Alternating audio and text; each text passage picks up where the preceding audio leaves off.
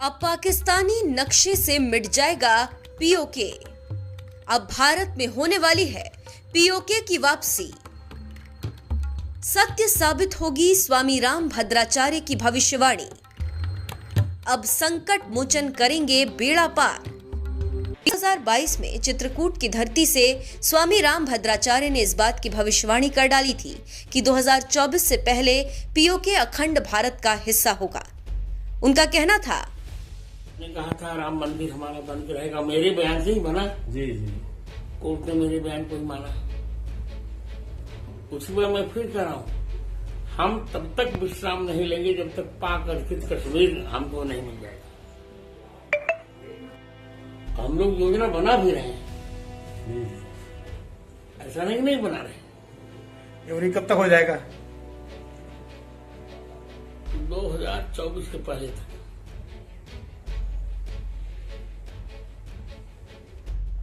अभी आप देखो, 1 अरब 11 करोड़ लोगों को टीका आज तक लग गया। आज का ताजा समाचार। अपनी इसी भविष्यवाणी को सत्य सिद्ध साबित करने के लिए जगत गुरु स्वामी राम भद्राचार्य ने इस बार सालासर धाम में एक ऐसे महायज्ञ का आयोजन किया जिसमें 2000 पंडित 1108 जोड़ों के साथ यज्ञ करवाएंगे। 1008 कुंडली हनुमान महायज्ञ का आयोजन होगा। देश भर से हजारों की संख्या में साधु संत पहुंचेंगे।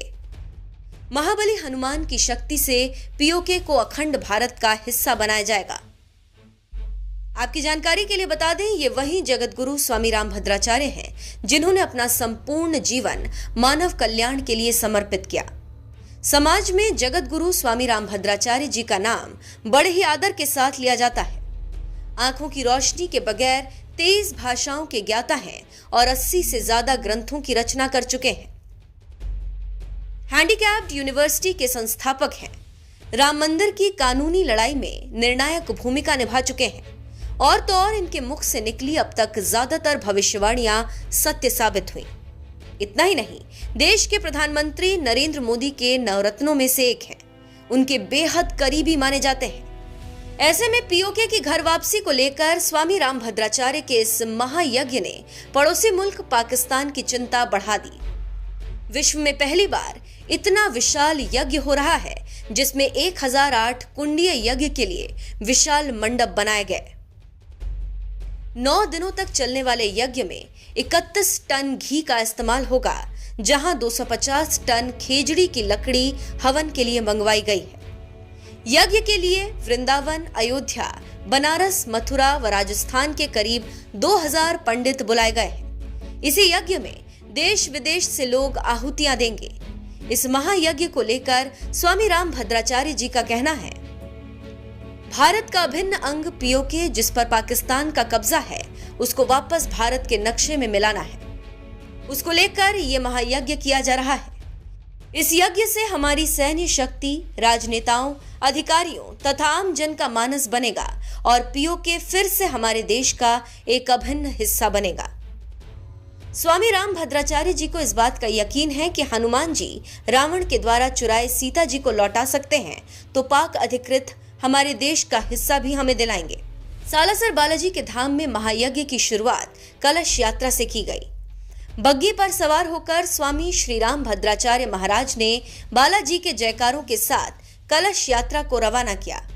इस यात्रा में हाथी, घोड़े, ऊंट व शाही बैंडबाजे के साथ महिलाएं सिर पर कलश धारण कर हनुमान वाटिका पहुंची, जिसके बाद ब्राह्मण पंडितों ने मंत्रोच्चारण के साथ 1008 जोड़ों को महायज्ञ में बिठाकर जप शुरू करवाया। गौर करने वाली बात यह है कि संकट मोचन करेंगे बेड़ा पार। इसी मनोकामना के साथ इतने विशाल यज्ञ का आयोजन संपन्न किया जा रहा है, जो कि अपने आप में संतों द्वारा उठाया गया अद्भुत कदम है। बहरहाल सालासर धाम से स्वामी राम भद्राचार्य ने अखंड भारत की मांग करते हुए ये भी कहा कि हमें अखंड भारत चाहिए, क्योंकि देश की मिट्टी अमृत है। पीओके की घर वापसी को लेकर संतों द्वारा महायज्ञ का आयोजन करना अपने आप में एक अनोखा कदम है। लेकिन क्या आप जानते हैं धर्म ग्रंथों में यज्ञ का क्या स्थान है? आइए आपको बताते हैं। धर्म ग्रंथों में यज्ञ को एक धार्मिक प्रक्रिया बताई गई है, जिसके जरिए मनुष्य न सिर्फ भौतिक सुख बल्कि आध्यात्मिक संपदा भी प्राप्त कर सकता है। आसान भाषा में समझाएं तो यज्ञ का अर्थ है शुभ कर्म, श्रेष्ठ कर्म और सत्कर्म। कहा जाता है कि यज्ञों के माध्यम से अनेक रिद्धियां सिद्धियां प्राप्त की जा सकती है। क्या आप जानते हैं, श्रीमद् भागवत गीता में भगवान श्री कृष्ण ने यज्ञ करने वालों को परम गति की प्राप्ति की बात की है। यज्ञ एक अत्यंत ही प्राचीन पद्धति है, जिसे देश के सिद्ध साधक संतों और ऋषि मुनियों ने समय समय पर लोक कल्याण के लिए करवाया। यज्ञ में मुख्यतः अग्निदेव की पूजा की जाती है। अब तो आप पीओके की घर वापसी को लेकर यज्ञ की अहमियत को समझ चुके होंगे। बहरहाल पीओके को लेकर जगत गुरु स्वामी रामभद्राचार्य जी की भविष्यवाणी पर आपकी क्या राय है, इस पर कमेंट करके जरूर बताएं।